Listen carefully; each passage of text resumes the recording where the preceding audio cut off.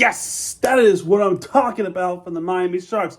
Close out the game in the best of your ability, and they able to do that against New Orleans. So NOLA Gold, the pretty much international game that everybody would be watching. One of the more advertised games of the season so far, and it didn't disappoint. But somebody has to come out as a winner, and thankfully, it was the Miami Sharks that came out victorious against NOLA Gold. So this time they closed it out, and in fact, they did a little come from behind victory against NOLA. Excuse me.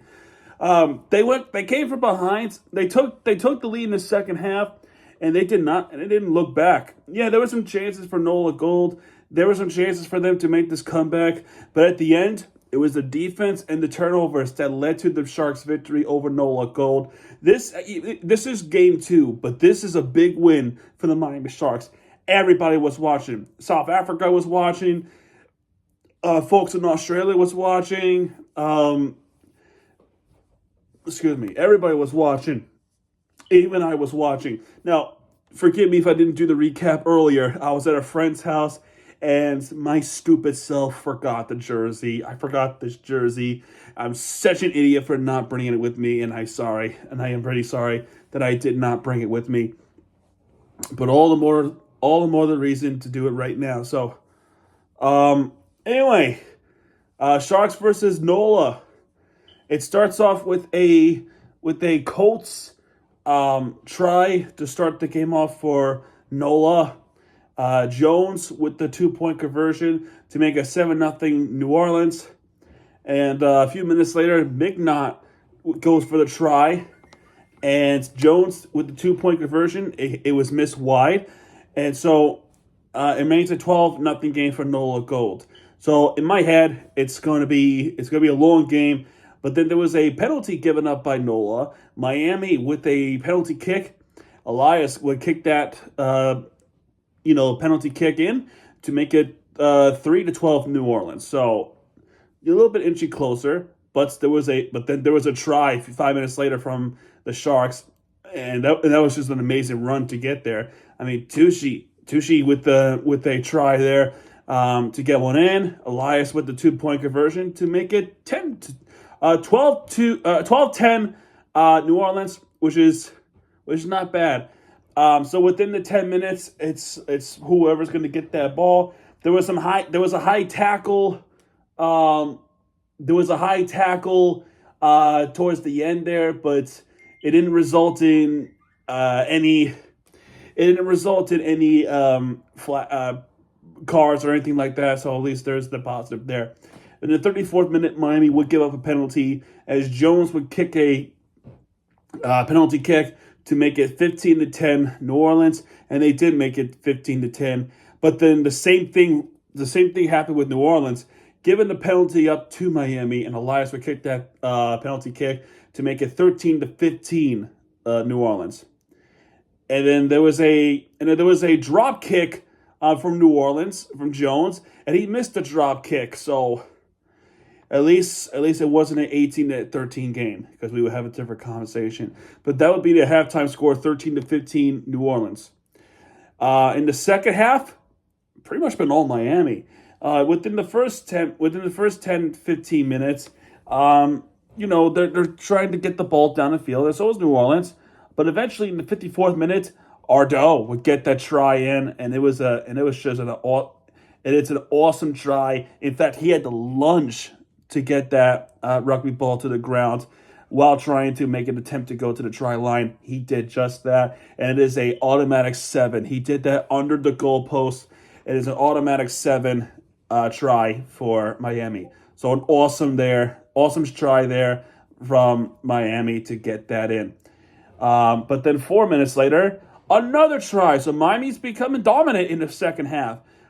And Bonasso will get another try in for Miami to make it a 25-15 game for the Sharks. Elias with 2-point conversion to make it 27-15 Miami lead over NOLA Gold.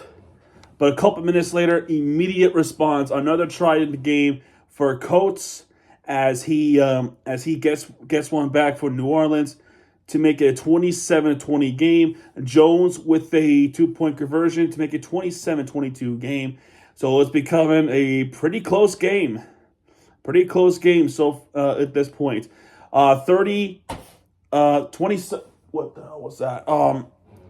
So it's becoming a 27-22 game for the Sharks. This is the question of, can they hold on to this? Can they get another push for that? Well, with this case, the offense is clearly clicking. The offense clearly wants more, and they would get the penalty of it. New Orleans gets a penalty, and Elias with the penalty kick. It was a great kick. It's now 30-22 game. It remained like that for a little bit, but then as they go down the field, Elias with the drop kick, and he just missed it. In fact, it hit the post. It hit the right post. It bounced off the right post back to the hands of Miami, and they could not get to the try line. I mean, my God, even in rugby, you hit the post. That's just astonishing. And within the 10 minutes, NOLA tries to get one through, but Miami's defense was right there to stop them, and they were pretty good. They're actually pretty good to stop NOLA goals of all teams. But then the issues with the penalty late in the game, it kind of kicked in. And also the injuries kind of happened a lot. There are several Miami Sharks players that got hurt during the game. I forgot whether or not if they play through it, because this app does not tell me. But I think some of them play through. The others may have not. But one of them in the 78th minute got a yellow card. For, I think it was an obstruction or they did something illegal to the New Orleans player. As forgive my cat. As Bonasso was gone to the sin bin, and Miami's down shorthanded for the remainder of the game. Jones with the penalty kick to make it 30-25.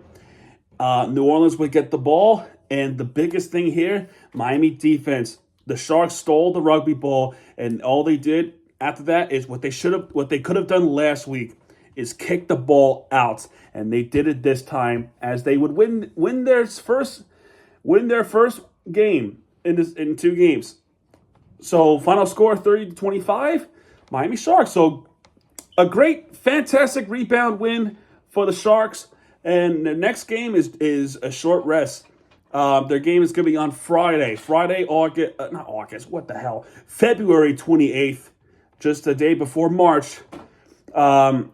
February 28th, Friday at Anthem RC. This is where we should be able to get a win over Anthem, but you can't really say this is going to be an easy win because no games is easy.